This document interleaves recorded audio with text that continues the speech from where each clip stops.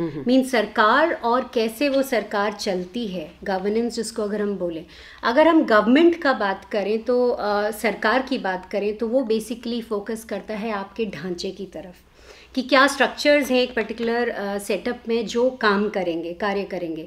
अब जब हम ढांचों की बात करें या सिस्टम्स की बात करें तो सिस्टम्स बिना ह्यूमन इंटरवेंशन के कोई फ़ायदा नहीं रखता, पॉसिबल नहीं है।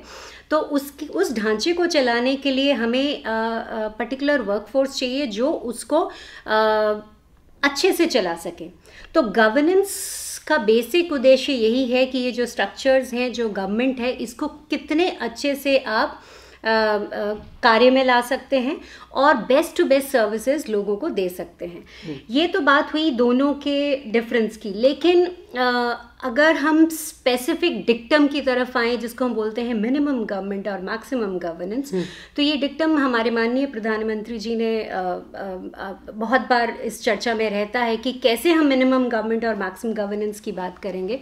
तो इसमें स्पेसिफिक जो एरियाज़ हैं जो फोकस के हैं वो ये है कि शासन में बेसिकली कितनी क्षमता है डिलीवरी ऑफ सर्विसेज की, और इस क्षमता के साथ साथ कितनी प्रभावशीलता है इन चीज़ों को कार्य में लाने के लिए।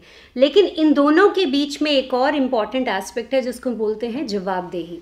अब जवाबदेही एक ऐसी चीज़ है जो बेसिकली एक सिस्टम का जिसको कहते हैं सॉफ्टवेयर है। अगर हम इसको कंप्यूटरी भाषा में बात करें तो जो कैपेसिटी है या कैपेबिलिटी है ये बेसिकली है एक सिस्टम का हार्डवेयर, और जो क्षमता है या जवाबदेही है वो है उसका सॉफ्टवेयर। अगर सॉफ्टवेयर में खराबी आती है तो आई थिंक सिस्टम्स चलेंगे नहीं। तो इसलिए जब हम मिनिमम गवर्नमेंट की बात करते हैं या मैक्सिमम गवर्नेंस को उसके साथ जोड़ते हैं या गुड गवर्नेंस को उसके साथ जोड़ते हैं, तो बहुत इंपॉर्टेंट है ये जानना कि सिस्टम्स कितने रिस्पॉन्सिव हैं लोगों की ज़रूरतों की तरफ, और इसके लिए ट्रांसपेरेंसी, अकाउंटेबिलिटी, ये सारी चीज़ें निहित हैं।